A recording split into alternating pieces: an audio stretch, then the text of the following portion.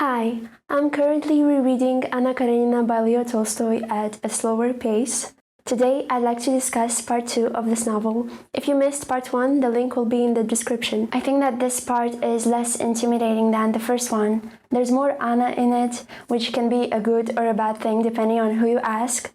But here, we get to know her more intimately, we get to know what kind of person she is. I'll try to keep this short and talk about each family separately. Let's start with the Scherbatskys. After Vronsky's rejection, Kitty falls ill and is examined by a not-so-old doctor. Obviously, Tolstoy makes this scene as ridiculous as possible. The only reason he advises them to take Kitty to a spa in Europe is because her mother wants it and a change of scene wouldn't hurt. Before going to Germany, she spends some time with her sister Dolly, Oblonsky's wife, and she realizes that she's ready to hate Vronsky and love Levin. Remember in part 1, Kitty was awkward with Vronsky and comfortable with Levin. Now she understands that she made a mistake. She confesses that she couldn't live like Dolly, be someone's property. It's quite ironic coming from a Tolstoy book. Recently, I read a letter he wrote in the 70s, and he basically wrote that women shouldn't have rights, that they should be mothers, sisters, wives, and that's it. And it's quite ironic that he could write complex or somewhat complex female characters and not see the discrepancy between their potential and the limitations he thought they should have. It's a shame, but it was the norm. Kitty thinks that her parents are only interested in marrying her off, and this is one of the main themes in Tolstoy's Kreutzer Sonata, that respectable women are no different from prostitutes, that they're treated like products, that their parents do everything they can to make them marketable. At the German spa, we notice two opposing views on Europe. The princess, Kitty's mother, wants to resemble a European lady. Everything is wonderful according to her, but she isn't used to pretending. While the prince, Kitty's father, is trying to be more Russian than he is. Kitty befriends Varenka or Varvara, and I loved reading about them. Her friendship was exactly what Kitty needed to get over her illness. She has the opposite temperament, while Kitty has a restrained fire of life and an awareness of her attractiveness. Varenka is like a scentless flower. Thanks to her, she discovers that, besides the instinctive life to which Kitty had given herself till then, there was a spiritual life. Kitty tries to be like her and Madame Stahl and adopts their way of practicing Christianity through philanthropy. But Madame Stahl is a hypocrite, and Kitty's father sees it, and Kitty herself can't help but notice how fake she is. What Prince Scherbatsky dislikes the most about her is the fact that she makes her good deeds public. Varenka seems to be honest, though she worships Madame Stahl. Philanthropy seems to be her coping mechanism. The man she loved married someone else, so maybe Kitty intuitively saw that they had something in common. Kitty confesses to her that she was faking her goodness while she was trying to be like them, so as to seem better to people, to myself, to God, to deceive everyone. No, I won't fall into that anymore. Be bad, but at least don't be a liar, a deceiver. Kitty is a bit too hard on herself here. It wasn't all fake. Yes, she can't be her ideal self, but at least she can be a better version of her real one. I find it interesting that when Kitty tries to help a family, she causes a fight because the wife thinks that her husband is in love with her. We'll see if we can find any parallels with the other parts of the book. Levin's brother is also at the German spa, but Kitty doesn't interact with him. Now let's move on to Levin and Oblonsky. I noticed, especially in Levin's parts, how affectionate these characters are. When Stiva comes to visit Levin, they hug and kiss, and I find it so beautiful that in a world where they wear rigid rules for everything, two heterosexual men who aren't related could express their affection like this. One of the most memorable scenes is when Stiva sells the forest to Rabinin. Rabinin is most likely a former serf and is definitely a good negotiator. Stiva has a good salary but isn't good with money.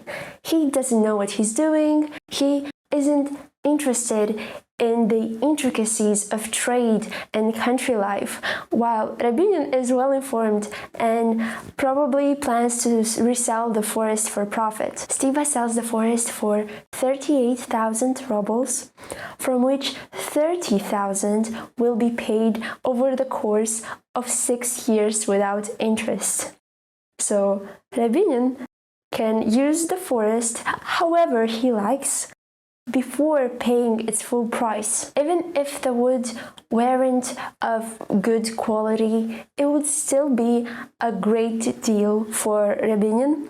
Land was a great investment at the time, and many railways were being built, so if one of them were to cross the forest, Rabinin would receive a monetary compensation. Levin doesn't like businessmen who don't create anything new but simply resell stuff. He thinks that they are like parasites of our society, that they simply take advantage of others. According to him, Stiva's forest is worth so much more money. He even wants to buy it for himself, but Stiva values the promise he made to Rabinin too much to do that. It upsets me to see this impoverishment as a result of, I don't know what to call it, innocence. He wanted to say ignorance. Rabinin's children will have the means to live and be educated, and yours may not. Stiva isn't responsible and he doesn't take care of the future of his family. He is impatient and impulsive. No wonder his wife has to take care of everything. And if you didn't catch it, the forest belonged to Dolly. Well, not officially, but it was part of her dowry. And it was the main reason Stiva wanted Anna to reconcile them. I think that the bargaining scene was eye-opening for some aristocrats at the time. They didn't want to bother with counting trees and lost thousands of rubles in the process, which at the time was a lot. To heal, Kitty goes abroad while Levin stays at home where he is in his element. When Oblonsky says something about Kitty, Levin is upset, even though he wanted to hear what happened to her. He says that Vronsky isn't an aristocrat, and I get why he is criticizing him, but I think it was a bit unfair. You can't control the past of your parents or grandparents, or how Levin puts it, 3 or 4 honest generations in your family. He even slut-shamed Vronsky's mother. At least it's behind his back, so yay! Even though Levin is supposed to be Tolstoy, his last name is derived from Tolstoy's first name, Levin. He's not a perfect human. He has his moments of weakness, and this is one of them. At first, he tried to see Vronsky's good qualities, but now he can't do it. He is even pleased that there's hope to get Kitty and that she is suffering. It's just like some parents treat their children or their pets with a reward and punishment system. The countryside where Levin chooses to spend his life works for him. He was at home, and at home even the walls help. He started writing a book about farming. He tries to keep up with the peasants when they're working on the field. At least both Kitty and Levin's chosen methods of coping with rejection work for them. Although I don't like reading about hunting because I find it hard to justify this sort of entertainment, I think that most people can enjoy a dynamic chapter from Tolstoy from time to time. And besides the horse race, this is the most dynamic one from this part. We get to see the dog's interior monologue, and her name is Laska, which would be translated as Weasel. She was introduced in part 1. Do you remember the type of breed? Not the breed, just the type. She is a pointing dog. And if you remember this, you will discover an unexpected parallel later in the novel. Instead of saying how awesome the dog was, I'm going to read an excerpt from a description, and I know that most people don't like descriptions, but this one is important. Overhead, Levin kept finding and losing the stars of the Great Bear. The woodcock had stopped flying, but Levin decided to wait longer until Venus, which he could see under a birch branch, rose above it, and the stars of the Great Bear showed clearly. Venus had already risen above the branch. The chariot of the Great Bear with its shaft was already quite visible in the dark blue sky, but he still waited. It's an easy riddle, but I kind of hope that at least some of you didn't find it obvious. So before this, Levin was chasing a bird, and who brought it to him? The pointing dog. Levin kept finding and losing the bear, and finally found it thanks to love. If he can see the Great Bear, what is he waiting for? The Great Bear is obviously Kitty. Remember in part 1 her governess said that the tiny bear has grown up. Who or what is the pointing dog you'll discover very easily. Now let's move on to the most exciting part, the Karenins and Vronsky. If in part 1 we saw the Moscow society, in part 2 we get to see the real deal, St. Petersburg, the capital, and all the vultures are here, so you know it's going to be fun. It is the window to Europe. It is the city that sets all the rules that the entire country has to follow. The high circle has 3 subdivisions here.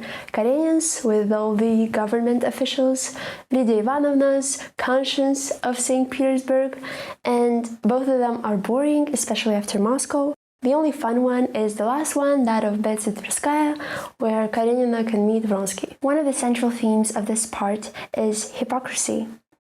We see it in Kitty's chapters in Madame Stahl, and in Anna's chapters in the pious society of St. Petersburg, and basically the entire city.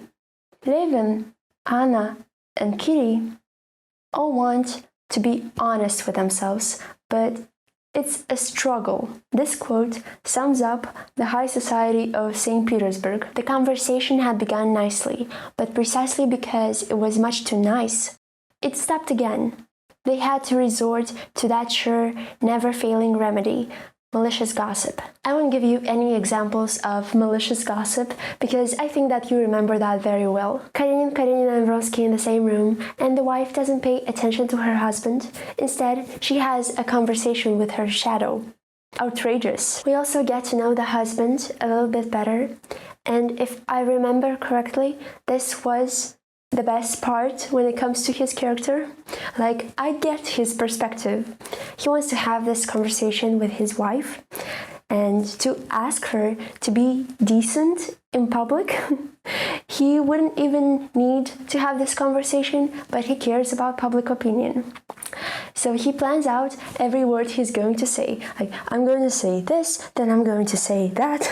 And he's almost robotic, and nothing goes according to the plan. Of course, he doesn't love her and doesn't see her as a real person.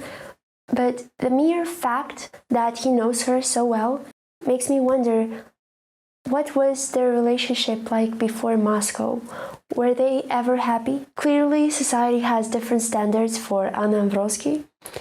Being in love with a married woman was nothing to be ashamed of. The only problem Vronsky has is his mother, and that's because he refused a career opportunity to be with his mistress. While for Anna, they were already preparing the lumps of mud they would fling at her when the time came. The whole funny story from chapter 5, if you didn't get it, don't worry, it's not the translator's fault. I didn't get it the first time I read it, and I didn't get it this time. I guess my sense of humor hasn't changed. Rereading this book, I was shocked to discover that almost a year has passed between the ball and the moment when Anna and Vronsky consummate their love. Because Kitty, Levin, and the Blonsky stories are slower, the time shift surprised me. The scene is not described in detail. Obviously, it's 19th century literature, that's normal, but I think that Tolstoy was too cruel with them, that he wasn't on their side on this. Really? No pleasure at all? Only guilt and shame? And that's because they killed their platonic love. Oh well. Also, Anna's dream about the two Alexeys. where she has 2 husbands and everyone is happy? Well, she is this desperate to find a solution to her problem. Just like Karenina, Vronsky notices when Anna is dishonest, and it happens every time they talk about their situation. The moment she began talking about it, she, the real Anna, withdrew somewhere into herself, and another woman stepped forward, strange and alien to him, whom he did not love but feared, and who rebuffed him. It's so much harder to be honest about things you actually care about. And now that Anna is pregnant, they are forced to find a solution as soon as possible because up until now, they were in denial. Anna can't take her son with her because of different rules that I'm going to explain later, and she can't leave him, although Vronsky would like that. Serozha is very confused. His own father calls him young man, and he doesn't know how to feel about Vronsky. I think that this is the first distant conversation between Anna and Vronsky. And it's like they're speaking different languages. The day of the horse race isn't Vronsky's lucky day. He receives an unpleasant letter from his mother, and Anna decides to tell him that she is pregnant. Naming the horse Fru Fru was considered a bit vulgar. First, because it means bustle, and there were many caricatures at the time comparing women to horses because of the shape of their clothes. And also there was a famous comedy where the main female character is called Fru Fru. The horse has something in common with Anna. They're both brunettes and have fire-filled eyes. The passion for horses and the passion for Anna are kind of on the same level for Vronsky. And the horse dies, and it's his fault.